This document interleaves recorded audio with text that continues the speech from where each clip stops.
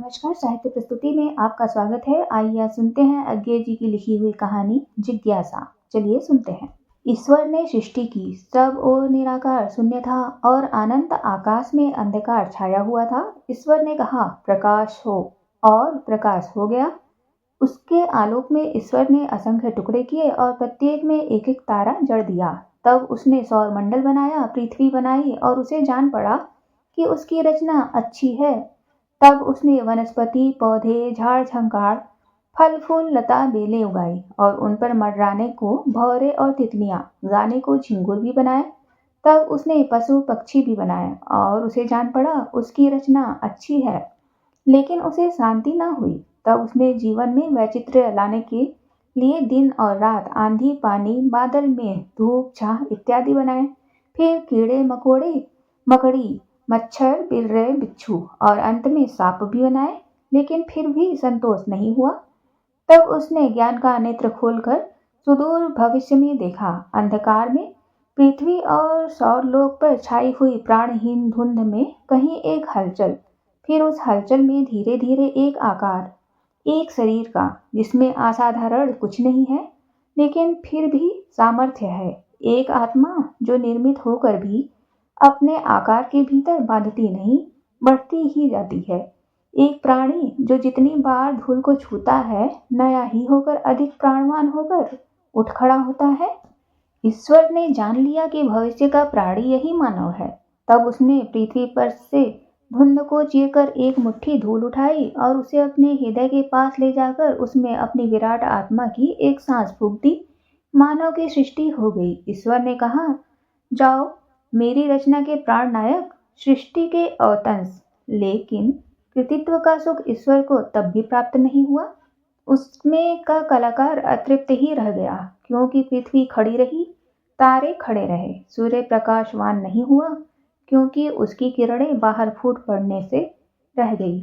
उस विराट सुंदर विश्व में गति नहीं आई। दूर पड़ा हुआ आदिम सांप हंसता रहा। वह जानता था कि क्यों सृष्टि नहीं चलती, और वह इस ज्ञान को खूब संभालकर अपनी गुंजलक में लपेटे हुए बैठा था।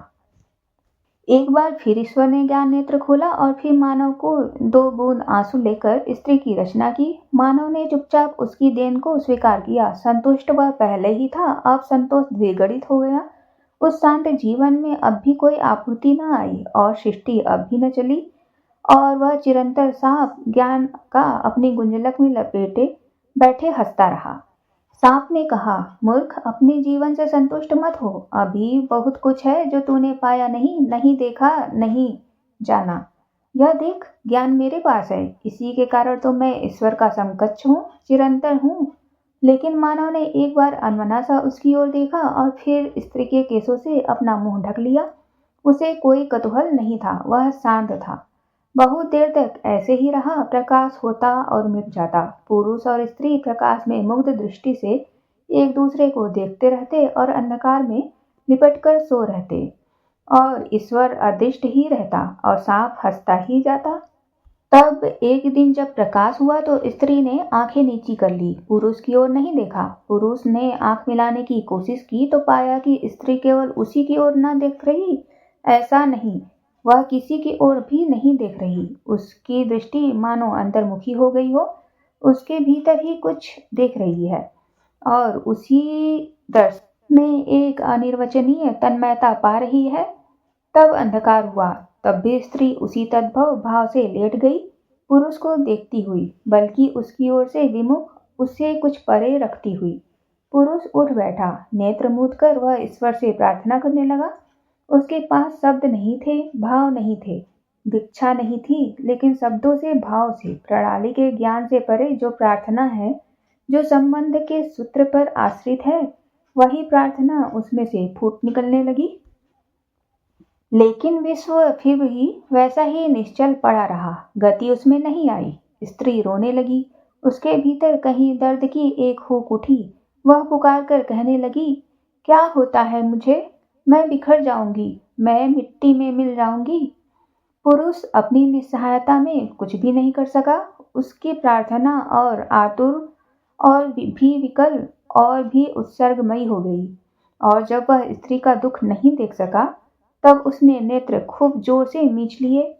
निशीथ के निबिड़ अंधकार में स्त्री ने पुकार कर कहा, ओ मेरे ईश्वर, ओ मेरे पुरुष, यह देखो। पुरुष ने पास जाकर देखा, टटोला और क्षण भर स्तब्ध रह गया। उसकी आत्मा के भीतर विस्मय की, भय की एक पुलक उठी। उसने धीरे से स्त्री का सिर उठाकर अपनी गोद में रख लिया।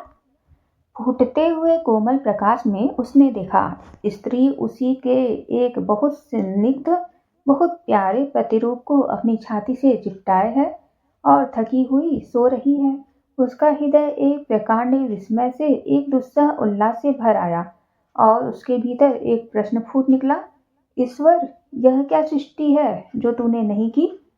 ईश्वर ने कोई उत्तर नहीं दिया।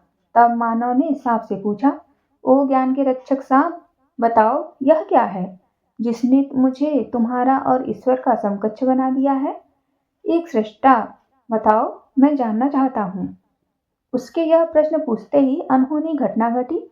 पृथ्वी घूमने लगी, तारे दीप्त हो उठे, फिर सूर्य उदित हो गया और दीप्त हो उठा। बादल गरज उठे, बिजली तड़क उठी, विश्व चल पड़ा। सांप ने कहा, मैं हार गया, ईश्वर ने ज्ञान मुझसे छीन लिया।